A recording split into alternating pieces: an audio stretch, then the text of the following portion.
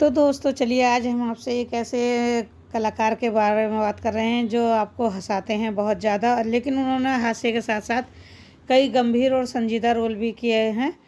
1972 और 1994 के बीच में उन्होंने फिल्म में मुख्य नायक यानी मुख्य हीरो के साथ उसके करीबी दोस्त के रूप में और सहायक अभिनेता की भूमिकाएं निभाई हैं। आपने उनकी बहुत सी फिल्में देखी होंगी, जिनमें से कुछ ऐसी हैं जय देखिए जय चला मुरारी हीरो बनने और सलाम मेम साहब। इन दोनों फिल्मों में ये बतौर हीरो थे और मुख्य अभिनेता इन्होंने काम किया था। गुजराती फिल्मों में भी इन्होंने मुख्य नायक की यानी मुख्य हीरो की भूमिका निभाई है और इन्होंने कई फिल्मों का निर्देशन भी किया है। इनका पूरा नाम जी हाँ गोवर्धन असरानी है। हम बात कर रहे हैं असरानी की, तो चलिए आज हम इनके बारे में आपसे बात करते हैं। इन्होंने तकरीबन 350 से ज़्यादा हिंदी फिल्मों में काम किया है, लेकिन उनकी सबसे ज़्यादा यादगार फिल्म जी हाँ जो आप सोच रहे हैं वही है शोले। शोले में उन्होंने जेलर की भूमिका निभा के अपने रोल को इतना ज़्यादा जीवंत कर दिया है कि लोग उनको इसके अलावा किसी और रोल के लिए याद ही नहीं कर पाते हैं। और बॉलीवुड में तो आप लोग जानते ही होंगे कि समय का चक्र इतना ज़्यादा चलता है कि इसमें बहुत से कलाकार यूं ही खो जाते हैं, लेकिन असरानी ऐसे हैं जिन्हें कभी भुलाया नहीं जा सकता।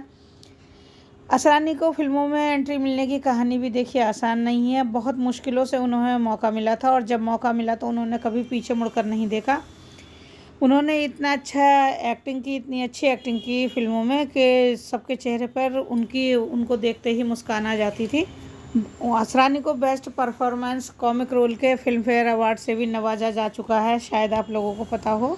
असरानी को कॉमेडियन एक्टर के तौर पर ही माना जाता है, लेकिन बहुत ही कम लोगों को पता होगा कि वह गाना भी बहुत अच्छा गाते हैं। 1977 में उन्होंने आलाप में 2 गाने गाए थे। ये गाने उन्हीं पर फिल्माए गए थे। और फूल खिले हैं गुलशन गुलशन में मशहूर गायक किशोर कुमार के साथ भी इन्होंने एक गाना गाया था। देखिए असरानी ने ज़्यादातर फिल्मों में साइड रोल किए हैं। चला मुरारी हीरो बनने और सलाम मेम साहब जैसी फिल्मों में उन्होंने लीड एक्टर का काम किया है, ये तो मैंने आपको बताया ही था। लेकिन इसके अलावा इन्हें फिल्मों में हीरो का रोल नहीं मिला है, साइड हीरो का ही रोल मिला है।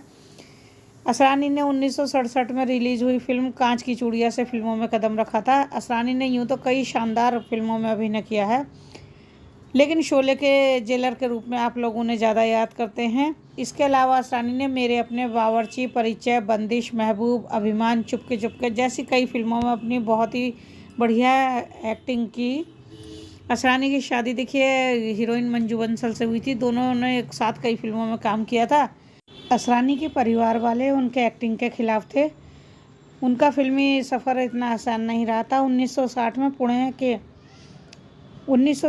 पुणे में फिल्म एंड टेलीविज़न इंस्टीट्यूट की स्थापना हुई थी। पहली बैच के लिए एक्टिंग कोर्स का विज्ञापन अखबारों में आया था। इसे देखकर असरानी ने आवेदन किया था और वो चुन लिए गए थे। 1964 में उन्होंने एक्टिंग का डिप्लोमा पूरा किया और फिर शुरू हुआ फिल्मों में काम करने का सिलसिला।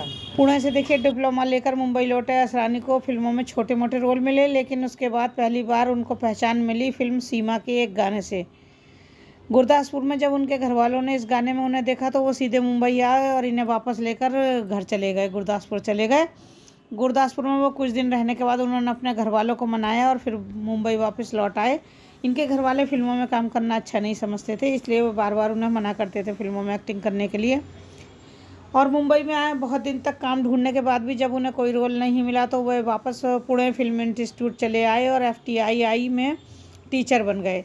इस दौरान वे अनेक फिल्म निर्माताओं के संपर्क में आए, जहां बड़ा ब्रेक उन्हें देखिए ऋषिकेश मुखर्जी की साल 1969 में आई फिल्म सत्यकाम के दौरान मिला। लेकिन ये वह लाइमलाइट में आए 1971 में आई फिल्म गुड्डी से, जिसमें उन्हें बहुत ही कॉमिक रोल मिला था, जिसे दर्शकों ने न सिर्फ पसंद किया था बल्कि असरानी पर कॉमेडियन का भी ठप्पा लगा दिया था। निर्देशक ऋषिकेश मुखर्जी और गुलजार का असरानी के जीवन में काफ़ी अहम रोल रहा था। इन 2 कलाकारों की कई फिल्मों में असरानी अलग अलग भूमिकाओं में नजर आए थे, जैसे कि पिया का घर, मेरे अपने, शोर, सीता और गीता, परिचय।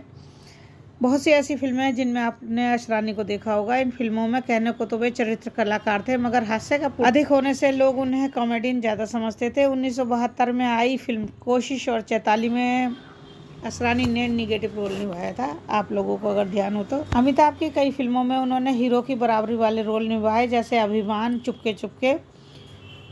और छोटी सी बात में भी उन्होंने बहुत अच्छा रोल किया था नागेश शास्त्री का। शोले में एक संवाद बोलकर असरानी ने दर्शकों का ध्यान अपनी ओर खींचा था। दर्शकों के सामने जब उन्होंने अंग्रेजों के ज़माने के जेलर हैं हम ये डायलॉग बोला था तो ये इनकी पहचान बन गया। असरानी ने बहुत सी फिल्मों का भी देखिए निर्देशन किया है। चला मुरारी हीरो बनने उनकी एक ऐसी फिल्म थी जिसमें उन्होंने घर से भागकर ग्लैमर वर्ल्ड की ओर आकर्षित होने वाले युवाओं की कहानी को दिखाया था।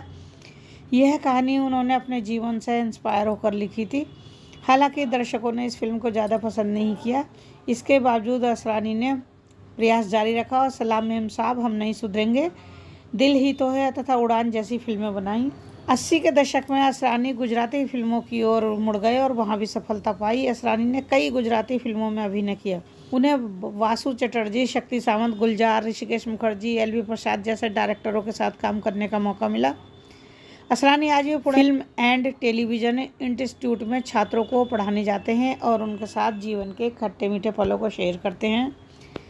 तो ये थी असरानी के बारे में जानकारी। आप लोगों को कैसी लगी मुझे ज़रूर बताइए। अगर आप लोगों को वीडियो अच्छी लगी है तो प्लीज़ वीडियो को लाइक कीजिए, शेयर कीजिए और अगर आप मेरे चैनल पर नए हैं और पहली बार देख रहे हैं तो इस चैनल को प्लीज़ सब्सक्राइब कर लीजिएगा, क्योंकि इसी तरह की वीडियो हम आप लोगों के लिए लाते रहते हैं। तो चलिए मिलते हैं आपसे अगली वीडियो में, तब तक के लिए नमस्कार।